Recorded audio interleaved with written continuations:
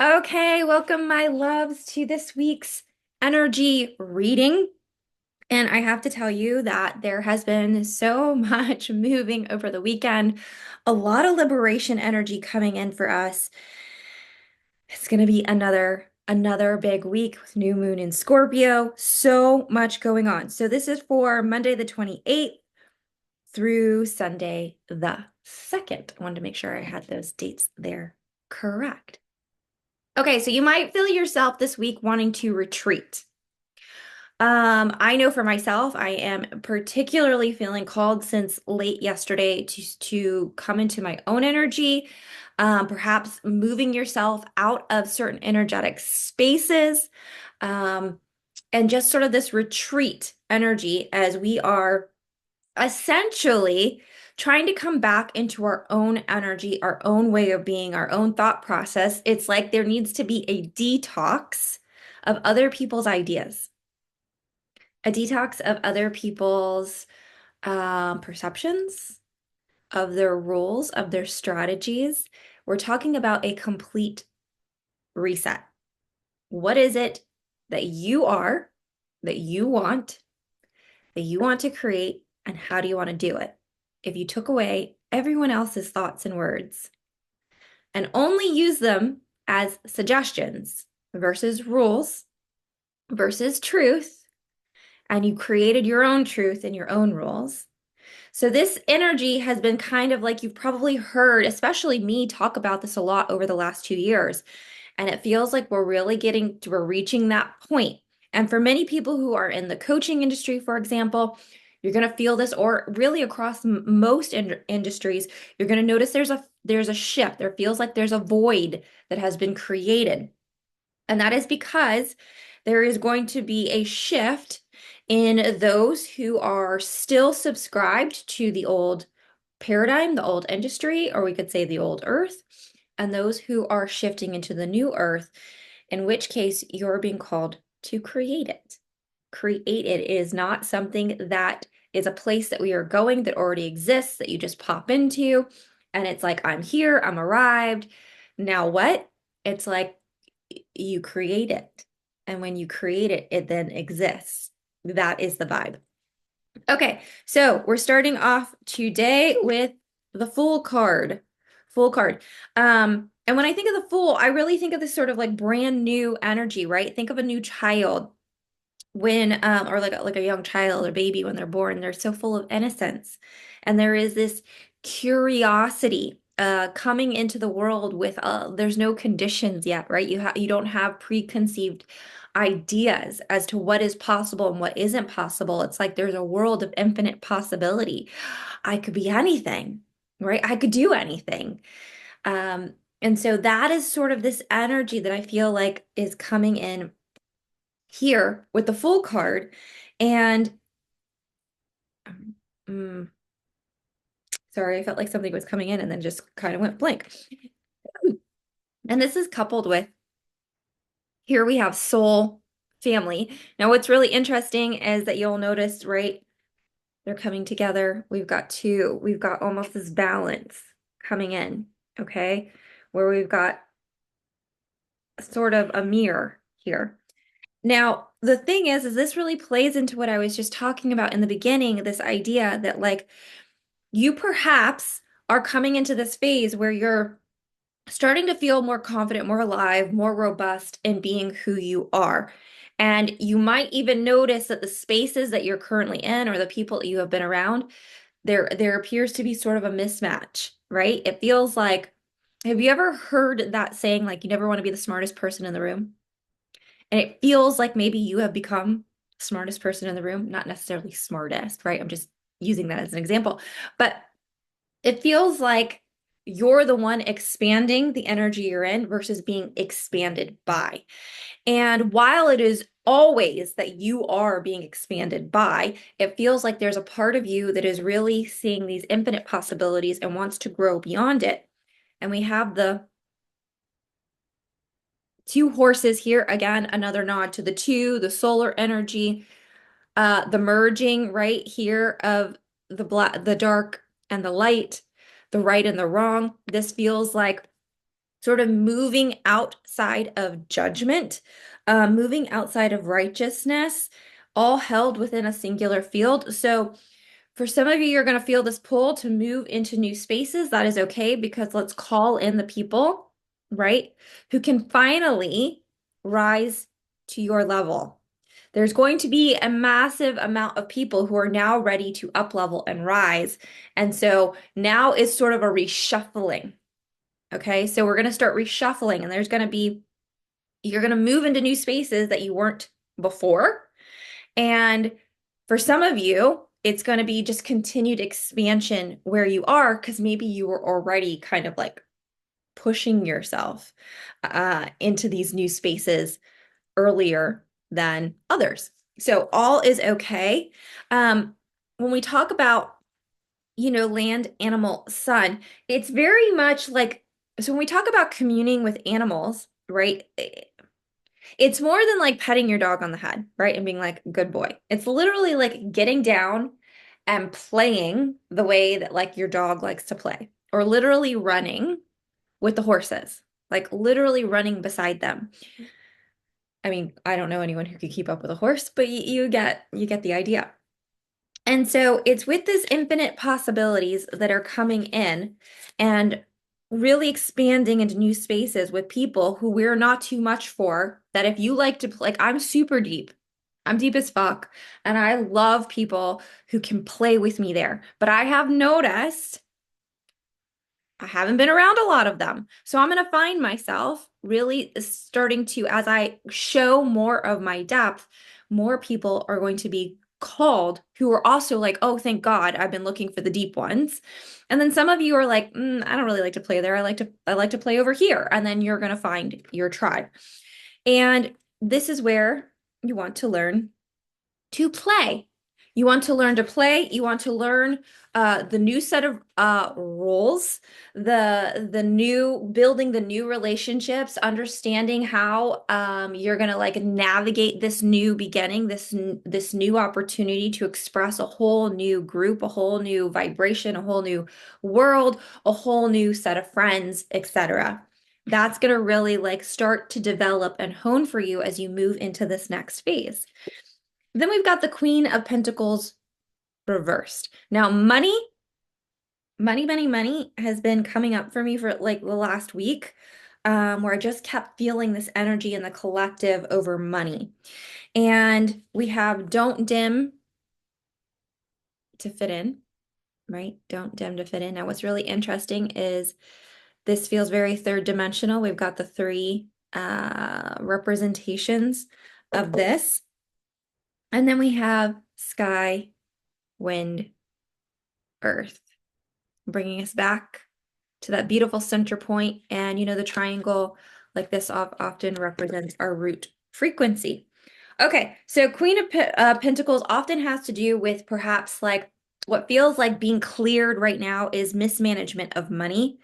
Or yeah, mismanagement. I feel like that's the best word to describe it. It's like this mismanagement of resources, as well as perhaps focus. There has been a focus on lack, a focus on struggle, a focus on where I'm not safe with money, a focus on, okay, so for example, if you were to invest in something, your focus is on like what I'm spending, what I might lose versus like what I might get, what I might receive.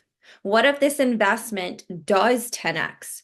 What if this investment leads me to a space, a connection, a person, a place, an idea that like more than 10x is my investment? What if I have been all of this time in the investing time and it's just now getting ready to pay off, or sometime in the future? So it's like, it feels like there has been this mismanagement in thoughts, mismanagement in energy, mismanagement in resources, mismanagement. So it's like clearing all of this abundance and finance and money programming that we have been taught to manage our money from a place of lack and scarcity and resources.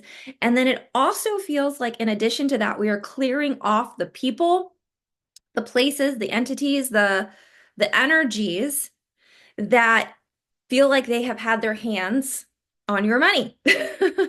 Like it feels like fear of expectations, right? Like we talk about don't dim your light. So it's like fear of expectations, fear of judgment if I have a lot of money. If I do make a lot of money, like are people going to want to take it from me? Are people going to have expectations of me? What does that mean?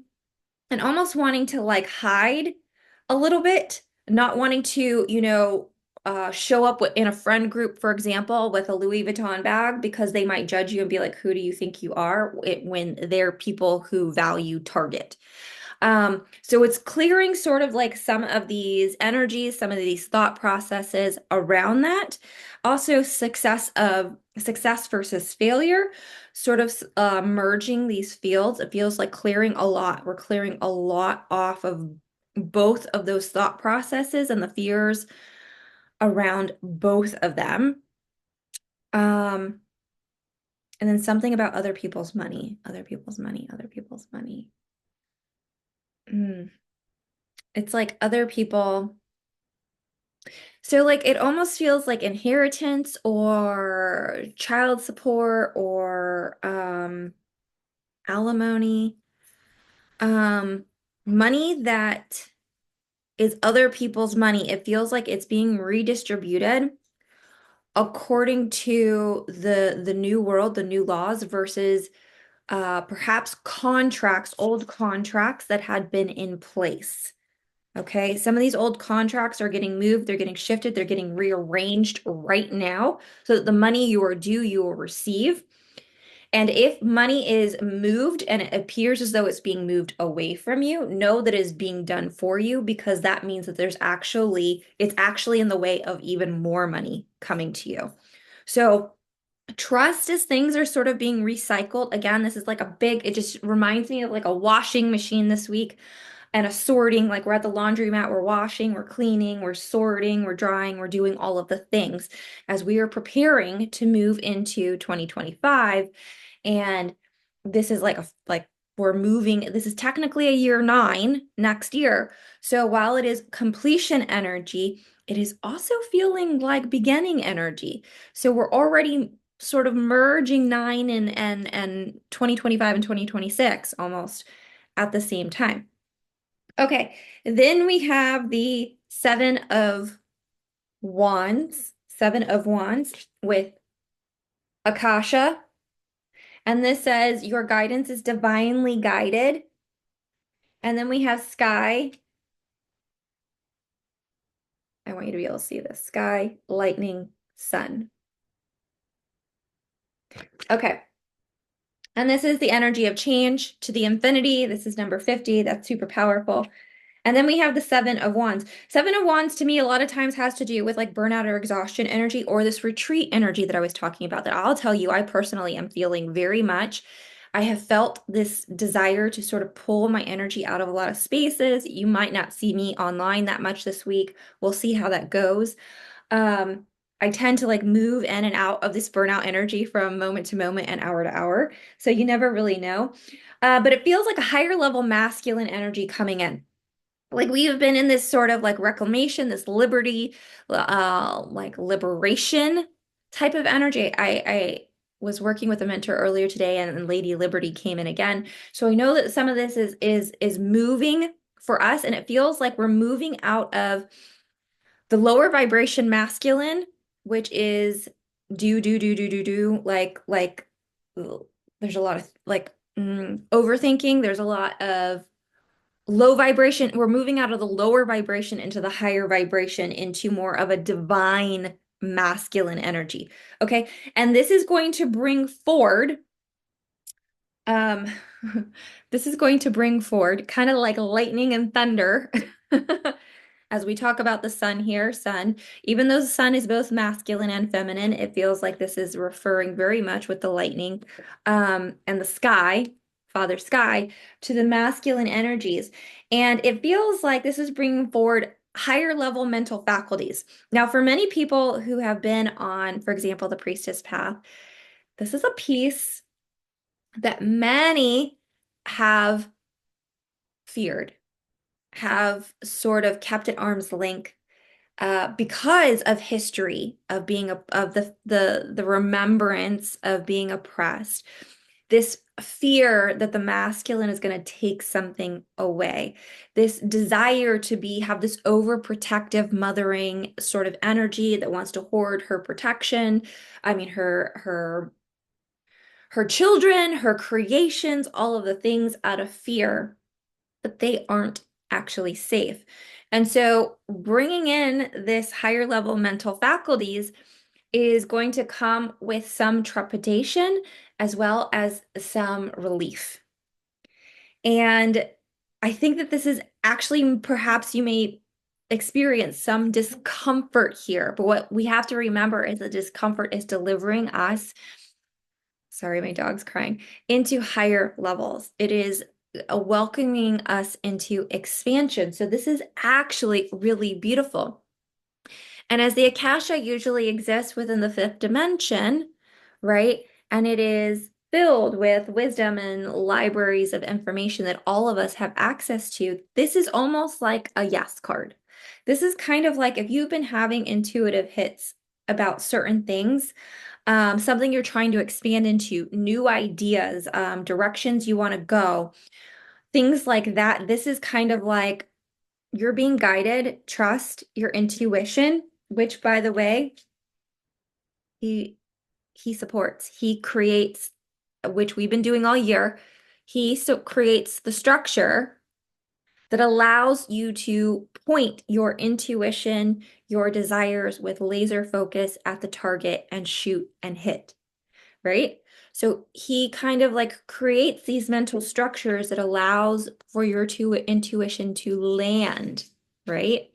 So we're welcoming in more sort of balance, more sort of harmony, more liberation, more union vibes, shifting away from, the judgment, the lower vibration judgment into the higher frequency that some people call discernment. But if you look them up, they mean discernment means making good judgment. So it still is about judgment. Recognizing the importance of things like questions, asking good questions, good quality questions, opening up to be open-minded to receive, uh, open-minded to receive the guidance. Okay, and then we have the Six of Pentacles here, and it comes with the fire and the volcano, as well as the initiation. Okay, so again, we're being brought back to Pentacles, gold, money, abundance, resources, this sort of thing. This is often has to do with generosity. So like you see the man there that he's helping, he's very balanced, he is helping others. This feels like a shift from me to you. This feels like a movement from selfishness to selflessness. So as we begin to open ourselves up to our own frequency, we begin to shift out of the duality. We begin to open up our higher mental faculties, receive our intuition, create a new earth, really from our own, right? What is my truth? What do I believe? What are my desires? And recognizing you're serving the whole. I'm serving you, the more that I am true to myself. Okay, this is exiting the beehive mentality of singular consciousness, a singular way of thinking, and recognizing that I serve the world, I serve others best by serving myself. Okay, so this feels like he took care of himself. He is very balanced here, right? He looks pretty good. And now he is helping others. And to me, this is what's going to open up, again, a nod to my program frequency. This is what's going to open you up to be able to be well-resourced for yourself, that it provides resources for others. As I receive, I give. As I receive, I give. As I receive, I give. And this is all coming from self-expression, right? Expressing, really stepping in to who you're creating. Who are you becoming? what are you deciding about who you are is going to ultimately really impact all of this. Because this is also very heavily impacted by this, your connections, the people in your field, the people all around you, the people who know you, the people you're getting to know, the rooms you're in, the conversations that you're having are going to affect this. But if you're still subscribed to, I don't know who I am because I'm really listening and I'm really dimming my light because I am living based off of not my truth, but the collective truth, it's going to be really hard for your soul tribe family to find you. And then it's going to be more of this energy versus this energy. Okay. So this feels like fire volcano. This feels like step into your expression, your individual point of view. This is about understanding that in the new world, manifestation is not something somebody can tell you how to do. There's no more of this is my process. You're not going to be able to tune into somebody's program and then be able to say, this is how you manifest. You're actually going to have to create your own manifestation process. This is how I do it. Now, the big move is going to be being able to help people understand how they create their own process, like empowering people, but actual, this is how we do it. We say what we want and we write affirmations and we put down on paper what's in the way and we clear it like that. If that's somebody else's process and that is not actually your unique process, it's not going to work. And you may have even noticed within this past year that at times a manifestation process that you have been using has become more challenging to get the same kind of effect. That is because we are shifting and moving into pure creation. And this is definitely an initiation into what's next. I'm going to read this to you. Let me see if I can find it. Initiation. Because that feels pertinent to me. 68. Okay. All right, rite of passage, crossing the threshold. Some of the most sacred initiation chambers and temples look scary from the outside, but are breathtakingly beautiful on the inside. This represents the journey of the soul pilgrim is required to take to reach somewhere sacred. But only the initiated can enter. Perhaps that's where you're at right now. You are being tested, initiated, because you are headed somewhere sacred. Initiations require that we cross the threshold from one world or state of being to the next.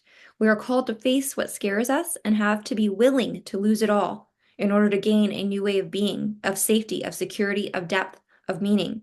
Initiations, like rites of passage, mark the shift from one age to the next and can take place because of emotional turmoil, great loss, grief, or devastation. But it is through the seeming hardship that our heart cracks open and our spirit is invested to step forward. We take the sacred voyage into more of who we are and who we came here to be. It can be painful and scary, but once we begin the journey, we can be more ourselves than ever before. This feels like we are definitely being called at a whole new level to step in to the things that we thought, the reasons we have been hiding in the first place is the things that have felt really scary. And it has a lot to do with this right here. Okay. It is, you're being asked to drop the control. You're being asked to drop the judgment, the lower frequencies of our beliefs around our shadows versus our light, being asked to drop the righteousness, being asked to shine your light. So basically, it's like, hey, by the way, we've been preparing for this. And kind of like, I think we talked about this last week. Now is the time. You know how they say shit or get off the pot? Now's the time. Now is the time. Step up. Step up. Okay. And that is the energy reading for this week. Thank you so much for joining me. And I look forward to seeing you on next week's energy update.